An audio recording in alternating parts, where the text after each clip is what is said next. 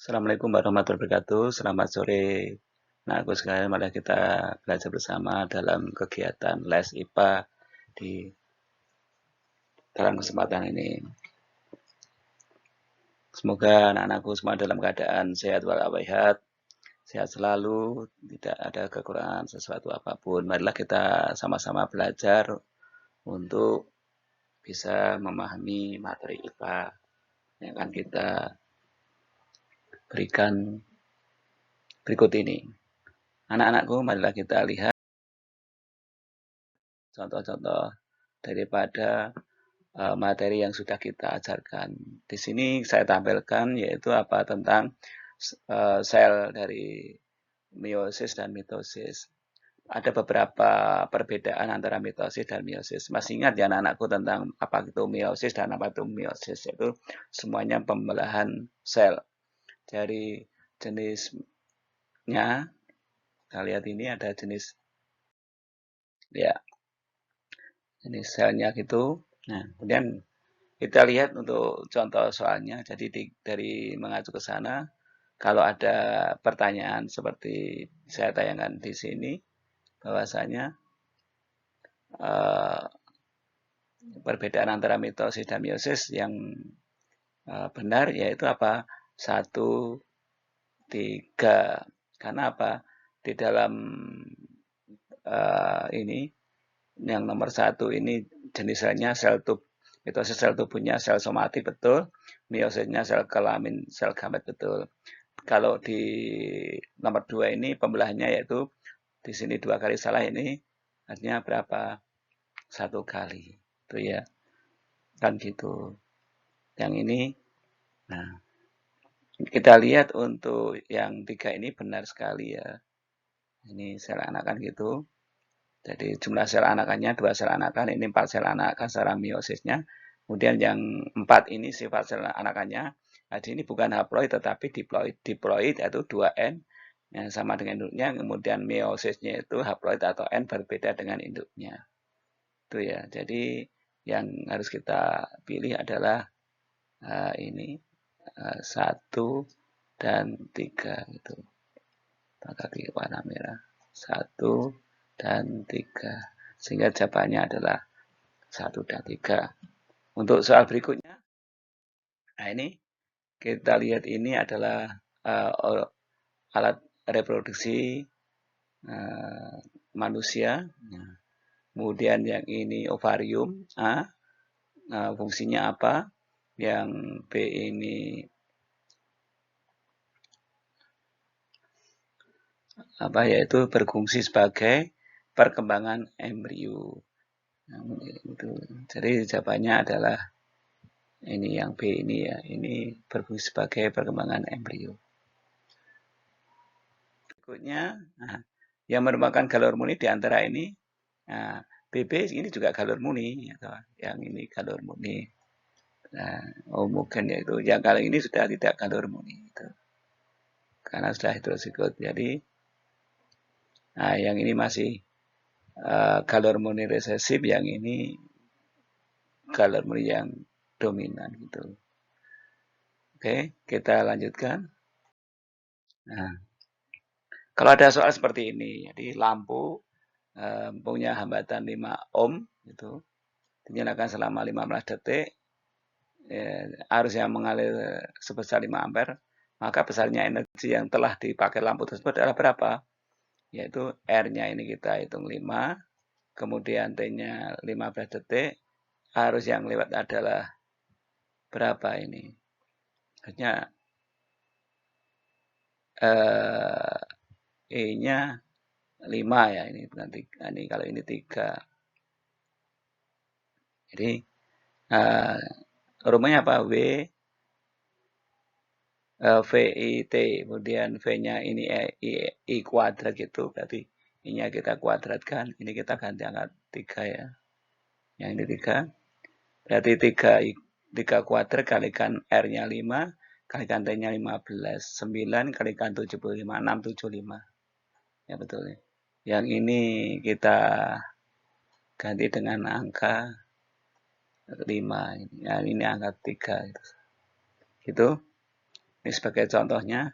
Nah, kemudian kalau ini gen K mengode rambut keriting, K-nya itu apa istilahnya itu dominan keriting, kemudian K besar kapital, K kecilnya di sini mengode lurus, ya ini K, ini K oh, sorry.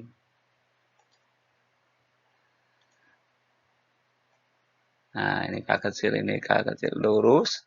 Kemudian yang tadi sudah kita katakan bahwa K-nya dominan terhadap K kecil.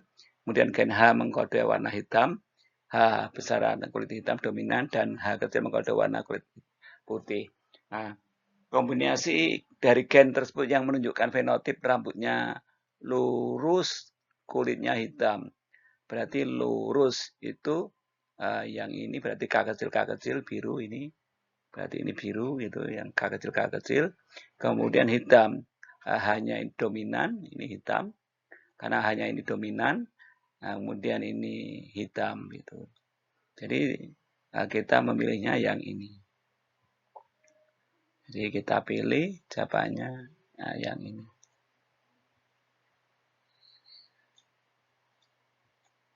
Tuh, kita lanjutkan. Ya. Sebuah lampu tertulis 220 volts, kemudian 0,5 ampere ini arusnya, ini tegangannya, ini arusnya. Jika lampu tersebut dinyalakan selama 30 menit, ini 30 menit jadikan detik, ketemu berapa? 300, 1800 detik. Kalau yang ditanyakan energi listrik yang digunakan, kemudian dayanya bagaimana ya ini? VIT, V-nya 220, kemudian I-nya 5 ampere, T-nya 3 kali 6, 30 kali 60, kemudian hasil kalinya adalah ini. Dayanya berapa? Dayanya P kali V kali I. V-nya 220, I-nya 0,5. Jadi 110 watts ini. Berikutnya, ini tanaman jagung berbatang tinggi, T besar, T kecil. Berarti ini genotipnya T besar dan T kecil. T besarnya itu dominan, T kecilnya itu resesif. Dan ini heterozigot.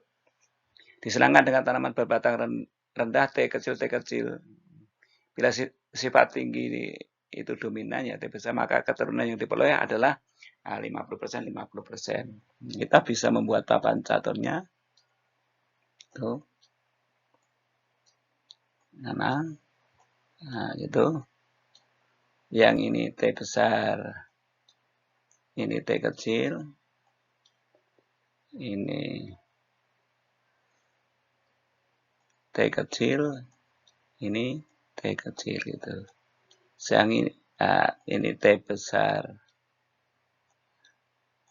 T kecil, ini T besar, T kecil gitu. Ini T kecil, T kecil, ini sama T besar, T kecil, ini T kecil, T kecil gitu.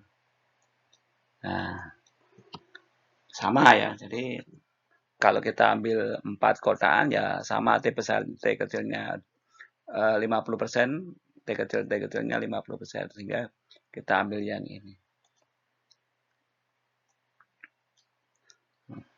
Jadi ini masing-masing 50%. T kecilnya berapa? T kecil itu 50. Yang T besar juga 50.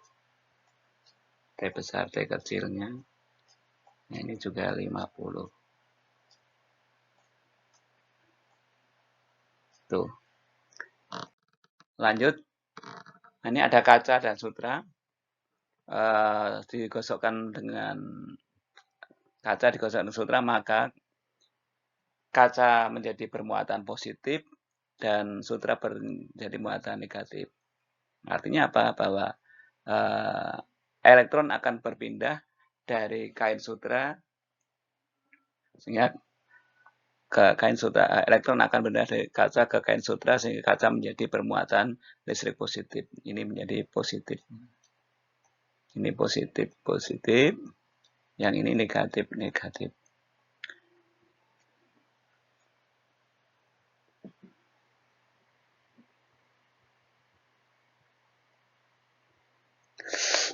Berikutnya, ya ini ada hambatan seri. Ini seri gitu, seri. Nah, kalau seri berarti tinggal dijumlahkan biasa, yaitu berapa? 3 ditambah 2 tambah 4. Hambatan penggantinya berapa? 9. Jadi seri itu tinggal dijumlahkan. Dijumlahkan.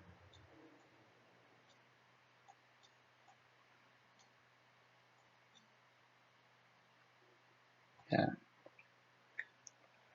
Kalau ini ada arus yang masuk ke titik percabangan. Nah, ini.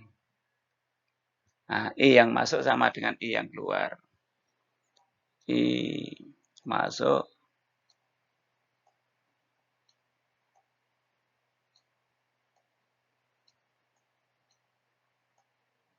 sama dengan keluar.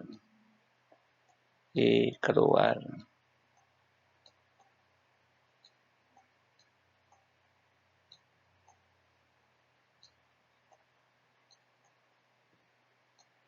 Ya.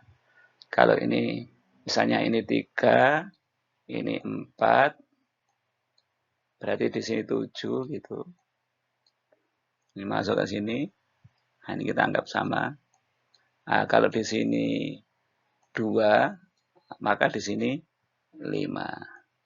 Berarti ini 7 juga. Jadi begitu ya. Jadi arus yang masuk ke titik percabangan kita jumlahkan, kemudian arus yang keluar titik percabangan kita jumlahkan. Nah, yang masuk pasti sama dengan yang keluar.